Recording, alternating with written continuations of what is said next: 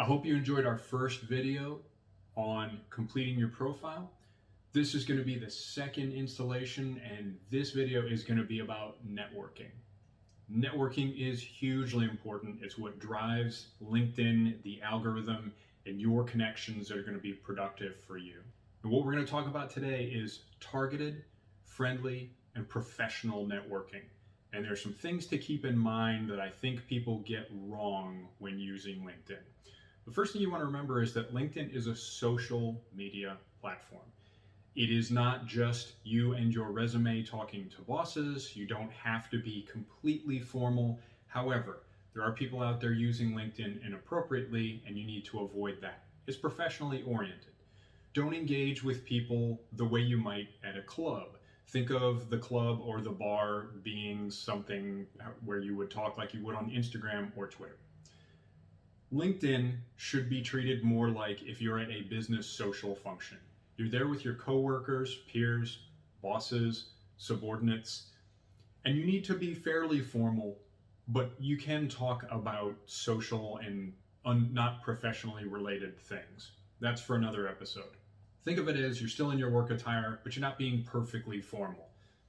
You should be friendly, and you'll likely make friends, and I've made plenty, but that's not your goal while you're here. You're here to create professional opportunities. If you don't have a job, if you're a student or if you're unemployed, you're looking to get a job. If you already have a job, it's not necessarily exactly what you want. It's not at your dream company. You're looking to do a lateral or an upward move. Get more money, more responsibility, a better title, better boss maybe. And so keep in mind that these are your goals. As you make connections, as you make friends, it needs to be targeted, strategic, if you will. So when you first get on the platform, LinkedIn is going to suggest to you your existing connections from your email account or whatever you use to hook in. It's generally going to be your friends and family. Now, unless you're exceptionally well connected or you come from some rich family, those connections probably aren't going to get you terribly far, or you might not be on LinkedIn in the first place.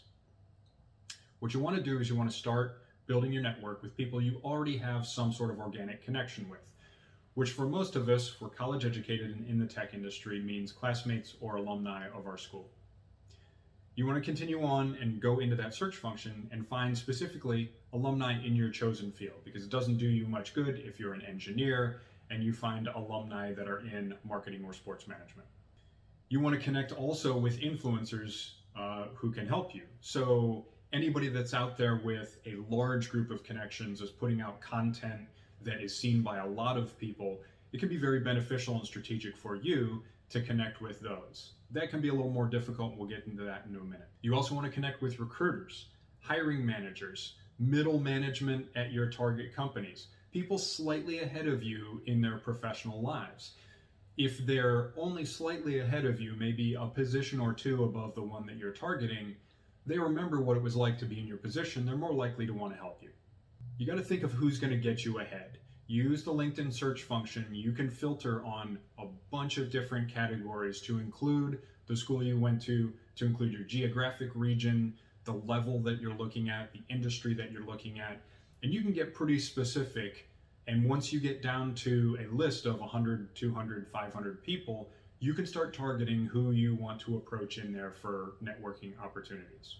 One thing you want to keep in mind is you can request up to about 100 people a week in making connections and networking. And after that, you're going to go into something that people jokingly call LinkedIn jail. You want to avoid LinkedIn jail at all costs, because that implies that LinkedIn is going to shadow ban you. They're going to depress your distribution. You're not going to see as many posts, and it just kind of stinks, and you stay there for a couple of days and nobody pays attention to you. So when we get into actually making connections, there's a simple method that I like to recommend to people, and there's an initialism that goes with that, and it's PEH. You want your connection request to be polite, engaging, and humble. The first thing that I will tell you is you always want to include a message with your connection request. Opinions vary on this, but as far as I'm concerned, if someone sends me a connection request and they don't have the time or the energy or the initiative to write a message, it becomes fairly clear that they don't really care that much about making a connection with me, and I generally ignore it. So PEH, polite, engaging, and humble. The first one is polite. You want to have a polite personal greeting and a polite closing to your message. Good morning, Albert. How are you doing? I would avoid overly familiar things like hey or what's up. Make sure you watch your spell check with those foreign names. Wherever you come from, if you are approaching someone that's a foreigner that has a name that's uncommon to you, your spell check can and will do incredible and sometimes insulting things with those people's names, so avoid that. You want to be engaging. Put some personal engagement in there. This isn't just a random thing that you're connecting with somebody. You're interested in them for some reason. You should be honest about this. Don't be cagey. If someone is a hiring manager and you can tell them, I'm targeting your company and I understand that you hire there. Andrew Carnegie, the famous expert on personal relations and sales, said to be interesting, be interested. So the first thing that you should approach them with is, why are you interested in them? If you have to go through their profile and find out something about them, or like I recommended, if you went to the same school, say, hey, I'm targeting people that also went to Ohio State or Maryland or whatever your school is. One master move is to find something of theirs that's a passion project. If they have a GitHub, if they have a Tableau Public, or if they have a YouTube channel, go engage on that and make a comment on it. If they have a Medium blog or they've published something on LinkedIn, read their article and give them a comment on it, and then say, I found this very interesting and I would like to connect. And then the last thing I want you to keep in mind is to be humble. Always be humble when requesting a connection. It doesn't matter who has more LinkedIn connections, who's been on the platform longer, who has the better job. Anytime I request a connection from someone, I always include a message and always request permission to join their network. So stay humble and people will be more inclined to help you. Once they accept, make sure you thank them for the connection. No matter who initiated it, send them a message and say thank you for connecting to their network. In that message, you have 300 characters, which is a surprisingly large amount of space. You can get 5 to 6 sentences in there to include your greeting and your closing as you sign off with your name. Make those characters count. Hit those 3 letters: polite, engaging, and humble. The other thing is, especially in your follow-up message or in your initial message, you don't want to pitch them anything. Don't try to sell them a product. Don't ask them for a job. Don't ask them for a job referral. You want to establish a friendly relationship with them and get some sort of exchange going to where you have a common interest before you then say, I'm looking for a better work opportunity. Do you have anything in mind? That way they're inclined to help you. Keep in mind, you're not out there looking for friendship. You want to develop the relationship organically. You want to be interested in them. You want to be nice and friendly. However, you are not looking to develop friends. You're looking to develop professional opportunities. Now, I personally don't accept connections unless they come with a message, or if the person is for some reason very well known or is a combat veteran. I will tell you that I will connect with anyone from the Tech Vet audience. If you send me a message and reference this video, or you reference PEH, polite, engaging, and humble, I will connect with you automatically and I will send you a message right back. One thing that I recommend is that you set aside dedicated time, either daily or weekly, depending on how quickly you need a job, for networking. Cultivate a productive network. That connection is not active and is not fruitful if you connect and then never speak to that person again. I have thousands of connections that I have not talked to in months and probably since we initially connected. Maybe we've never spoken at all other than the message I sent them thanking them for the connection.